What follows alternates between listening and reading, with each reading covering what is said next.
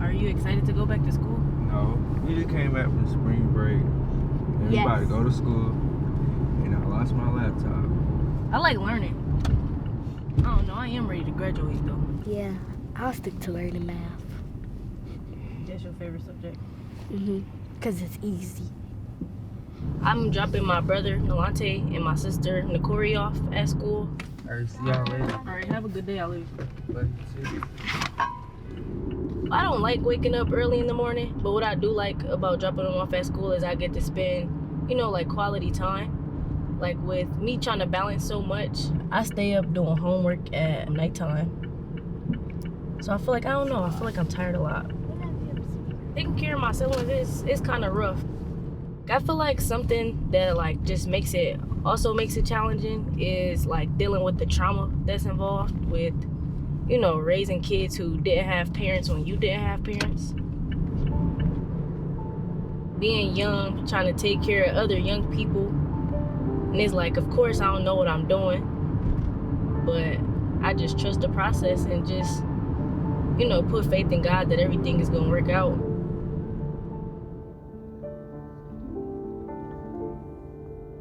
I grew up in Detroit, Michigan, a very high poverty community. I have 3 younger siblings, and my mom was a single parent. So we struggled a lot. We was homeless a lot, lacked transportation a lot of times, a lot of nights not knowing where my next meal gonna come from. And that was kind of the norm for everybody around me. Just being homeless a lot, it felt like depressing a lot of times. In 8th grade, I used to skip school a lot. I didn't really care for my grades. At one point, I had a 0.0 GPA. I got kicked out a lot, was fighting a lot, just didn't really care for school. So much in my life was just so unpredictable. From acting out, I got attention. It was just to cry out for help, more so than anything else.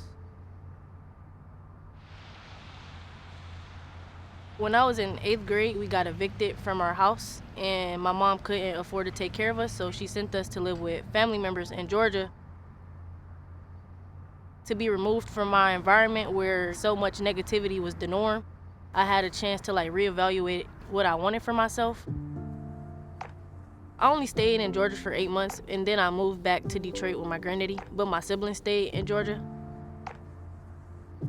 He knew everything that I had been through. He had been a very consistent role model in my life, despite the adversity. And he just always used to motivate me, education. If you want to change your path, education is the way. When I moved back to Detroit, I started to attend Cody High School in Detroit. I knew something that would help me stay on track was participating in a sport, so I joined the basketball team. I was in the front atrium of the school asking young ladies as they enrolled would they be interested in playing basketball here at Cody High School. She and several of her classmates were interested in playing, so that was my first introduction to Nyla. When Nyla got here, you could tell that she had a lot of anxiety. For a majority of my siblings' lives, I hadn't went a night without sleeping with them. So to be a lot of miles away, it was sad. It just was always on my heart for us to be back together.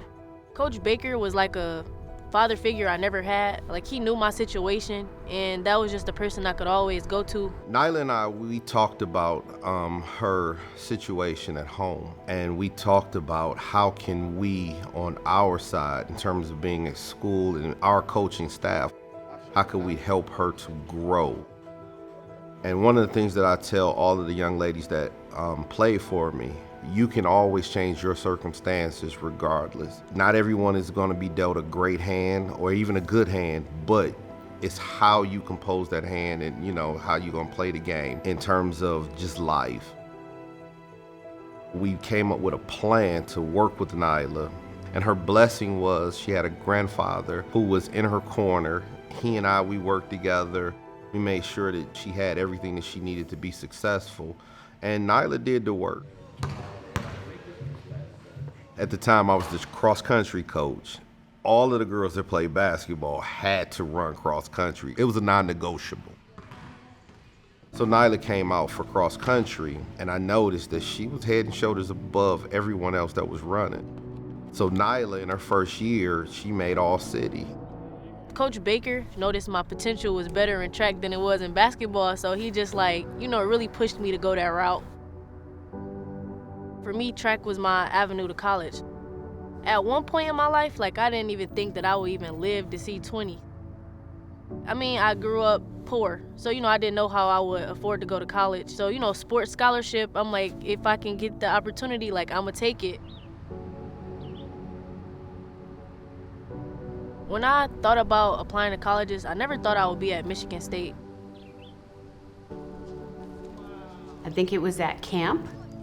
She spent a lot of time just crying, which I thought I had done something wrong, but it was just pure joy. Joy that she had made it out of where she was, and she got another chance to be something that she thought she would be. It was kind of like a confirmation, that I was going in the right path, that I was able to change my life around, and that I just needed to keep going and just keep trusting God. My junior year of college, my siblings asked to come live with me. It was something that God had placed on my heart before I came to college. It's hard to put into words just how I felt being reunited with my siblings again. I always felt like something was missing, and then that void just went away once they came to live with me. November of 2021, me and my sister were coming back from one of my teammates' apartment. A car ran a red light and hit us, and my car spent. After that, I had a concussion. My reaction for every one of my kids is fear. Just her contacting me, letting me know that she was in a car accident and she was okay, that was my first impression. Thereafter, we started talking about how she didn't have a car and what she's going to do. I started to struggle just emotionally, and just started to question my ability to take care of my siblings, cause not having a car made caregiving and getting my sister to school, going to the grocery store, it just made that a lot harder. At this point, only my coaches knew that I was taking care of my siblings and stuff. Things that she was doing and the places that she had been and gone through, I feel like God was going to take care of her like he always does. We started a GoFundMe with the help of some mentors. Yeah, I got a car. I got a new car.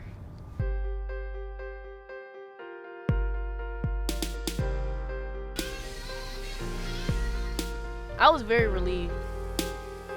The time that I didn't have a car, me and my sister had to wake up 6 o'clock in the morning. I had to walk her to school and then catch the bus to campus. Who are you excited to see most when you go back to school?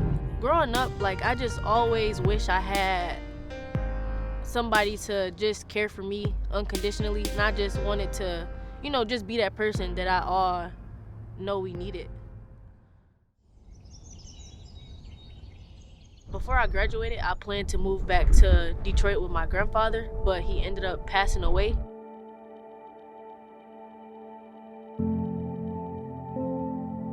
Nyla's grandfather stabilized her. They had a bond, and for him to pass when he passed, he just wanted to make sure she got to that point. He held on to the point of, I know she's going to graduate. I know she's going to be successful. I had nowhere to go. I didn't know what was next for me. I shared that with my coaches and asked them could I come back, and they let me come back so that I could have somewhere to stay.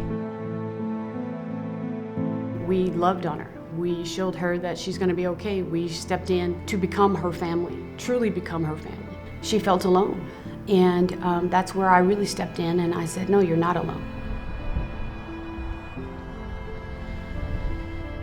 Oh, this is just very emotional to talk about, because it is a lot. For my coaches to allow me to come back and let East Lansing be my home for longer, just the generosity that they've shown to me, and just how they've all made me feel like I belong somewhere when, growing up I didn't have that. I didn't feel like I belonged anywhere, or I didn't feel like I had anybody. So to see so many people care about me, it has been very therapeutic and healing in a way, healing that little girl who was, struggling a lot growing up.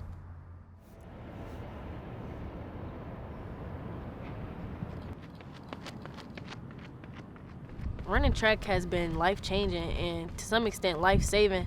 All the hard things that I've been through, like this is the reward.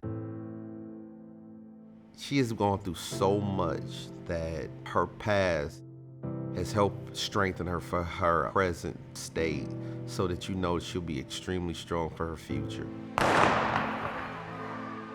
Nala Barlow is strong. For Nala, she can do whatever she chooses to do. You know, I tell her that the world is like a whiteboard and it is clear and you can make it whatever you want to do. Her thing is that she just has to keep pushing forward. She has to keep moving to that place and knowing that those times are going to be hard. They're designed to be hard because the level that you're going to is a higher level. Nala will graduate with a master's degree in organization and community leadership. When I think about where I've been and how far I've come, and I think about talking to a kid who is going through a situation that I've been through, I just want to tell them to find purpose in their pain. To find purpose in everything that they go through because they won't be the only person going through that. Like, that's something that wakes me up every morning. The fact that I can keep going and reach every goal that I've set for myself is motivation, and it's just adding more fuel to the fire.